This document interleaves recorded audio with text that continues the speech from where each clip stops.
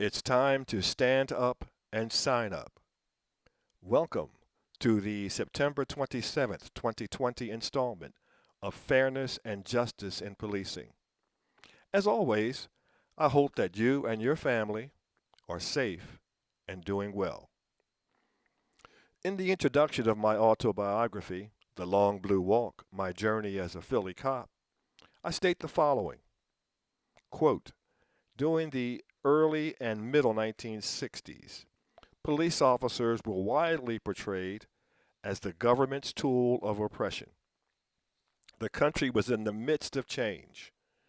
I felt that one of the best ways I could be a part of that change was to become a member of the law enforcement arm in my city.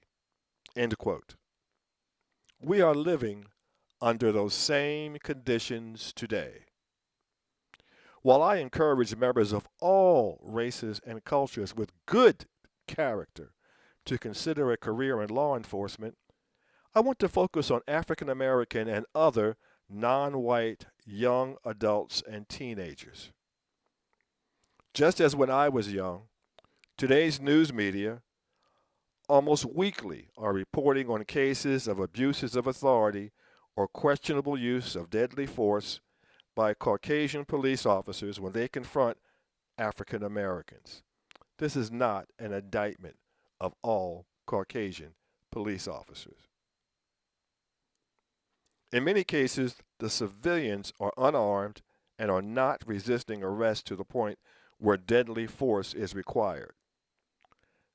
These are the outstanding incidents, but understand that many, quote, minor incidents, end quote, go unnoticed and unreported.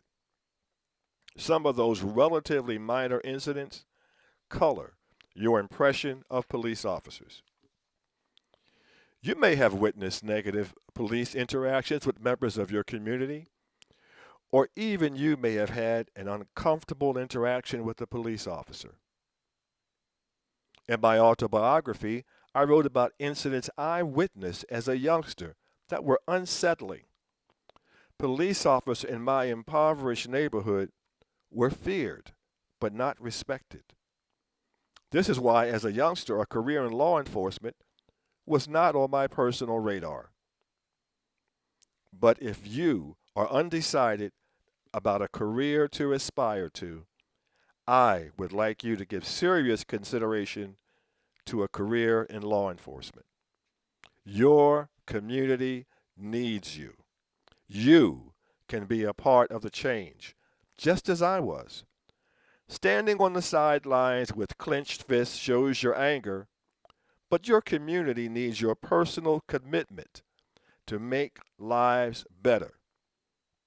Recently, one of my near lifelong friends who came from the same neighborhood as I and became a police officer were in a conversation about the high number of police officers that came out of our neighborhood in north central Philadelphia.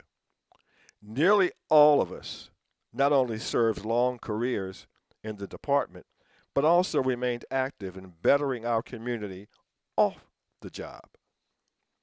We never forgot where we came from. We did our best to make our community safer and freer from the abuses of authority we witnessed as children. You can have a similar impact on your town, your city, your state. State and local police departments are understaffed throughout this country. Here in my county in Georgia, recruiters are going as far north as New York to find candidates for careers in law enforcement. One of the problems in recruiting is the bad publicity that police officers are receiving on a daily basis.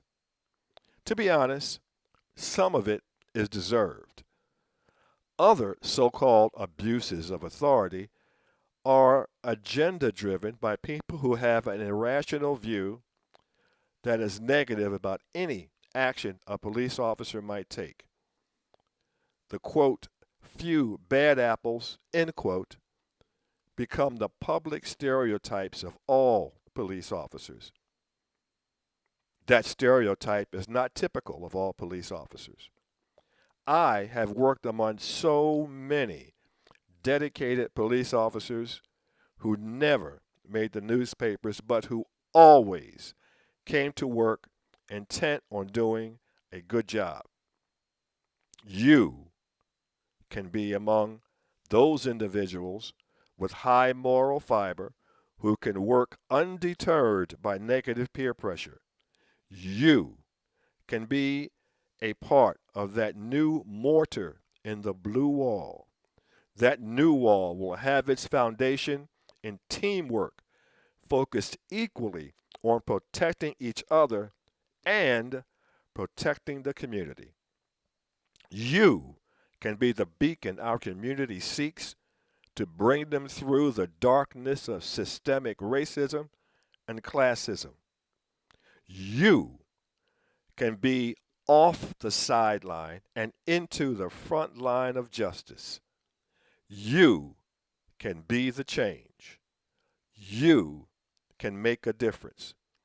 If you have an opportunity to read my autobiography, The Long Blue Walk, My Journey as a Philly Cop, you will see how, despite negative peer pressure, I held on to my ideals and helped to change policing policies not only in my city of Philadelphia, but also in several major cities in this country. Once again, I encourage all men and women of all races and cultures who are of good character to seek a career in law enforcement. I will close with a portion of the epilogue of my autobiography. If police officers remain consistent throughout their careers by doing their job with unfettered integrity, their communities and their country will stand behind them. Police officers cannot always look for a pat on the back from their superiors or communities for a job well done. Sometimes the inner satisfaction of knowing that you have done your honest best to serve your community, your country, and your family will be all that you receive, and most times that should be enough. I thank you for listening. I wish you the best in whatever career you pursue, but I encourage you to consider a career in law enforcement. We need good people to stand up and sign up for careers in policing. Stay tuned for the next edition of Fairness and Justice in Policing. I am Norman A. Carter, Jr. Please check my website at www.bluewalkbook.com. Good day.